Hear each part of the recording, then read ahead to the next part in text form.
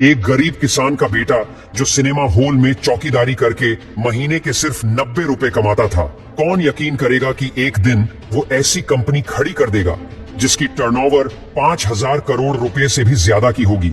10वीं पास चंदू भाई, जिनके पास एक समय किराए के लिए 50 रुपए तक नहीं थे, लेकिन थिएटर की सीट साफ करके, फिल्मों के पोस्टर लगाकर और कैंटीन में सैंडविच बेचकर ये गरीब लड़का आखिर इतना सफल कैसे हो गया कि गुजरात के सबसे बड़ी वेफर कंपनी बालाजी वेफर्स का मालिक बन बैठा।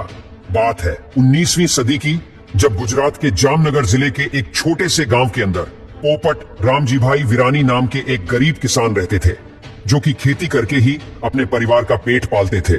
इन्हें खेतों के ही सहारे जैसे तैसे गुजारा हो रहा था, लेकिन एक साल ऐसा आया कि उनके एरिया में बारिश ही नहीं हुई और सारी फसलें बर्बाद हो गई। फिर इसके बाद भी कभी सूखा तो कभी बिन मौसम बरसात ने पोपट रामजी भाई और उनके परिवार का जीवन मुश्किल में डाल दिया था। ये सभी प्रॉब्लम से ही तंग आकर उन्होंने 20,000 रुपए में अपनी पुश्तैनी जमीन बेच दी। इन पैसों को अपने 3 बेटों चंदू भाई वीरानी, मेघजी भाई वीरानी और भीखू भाई वीरानी को बांट दिया, ताकि वो इनसे कोई व्यापार शुरू कर सके। पिता से पैसे मिलते ही 15 साल के चंदू भाई अपने दोनों भाइयों को लेकर राजकोट चले गए और वहां उन्होंने एग्रीकल्चर प्रोडक्ट्स और फार्म इक्विपमेंट का व्यापार शुरू किया। अब डीलर को भी पता था कि इन्हें बिजनेस का कोई खास नॉलेज नहीं है, इसीलिए उसने महंगे दामों पर इन्हें नकली फर्टिलाइजर बेच दिया। इस तरह से चंदू भाई का अपना पहला साहस 2 सालों के अंदर ही बंद हो गया और तीनों भाई सड़क पर आ गए। अब दोस्तों, यहाँ से गांव लौटने का तो कोई मतलब था नहीं, क्योंकि वहाँ कुछ बचा ही नहीं था। इसीलिए ये लोग राजकोट में रहकर ही काम ढूंढने लगे। क्योंकि ये ज्यादा पढ़े लिखे नहीं थे, इसलिए इन्हें कोई अच्छी जॉब नहीं मिल पाई और इस टाइम फाइनेंशियल कंडीशन भी इतने ज्यादा बढ़ गए थे कि वो अपने घर का किराया, जो सिर्फ 50 रुपया था, वो भी भरपाई नहीं कर पा रहे थे। इसकी वजह से मकान मालिक ने भी उन्हें बाहर का रास्ता दिखा दिया। हालांकि कुछ समय बाद चंदू भाई को एस्ट्रॉन नाम के एक सिनेमा हॉल में चौकीदारी का काम मिला, जिसकी सैलरी थी महीने के 90 रुपए।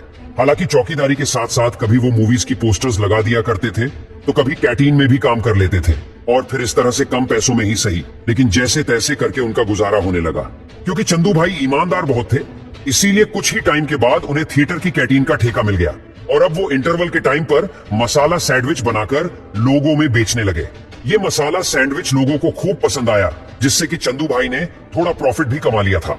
जब हालात थोड़े बेहतर हुए तो 19वीं सदी में चंदू भाई ने गांव से अपनी पूरी फैमिली को राजकोट बुला लिया और अब फैमिली के सभी मेंबर्स एक साथ मिलकर इस काम को आगे बढ़ाने लगे। पर दोस्तों, एक बहुत बड़ी प्रॉब्लम ये थी कि उनका सैंडविच आसपास में पॉपुलर तो हो गया था, लेकिन जो भी सैंडविच शाम में बच जाते थे, उनमें अगले दिन फंगस लग जाता और वह पूरी तरह से बर्बाद हो जाते थे।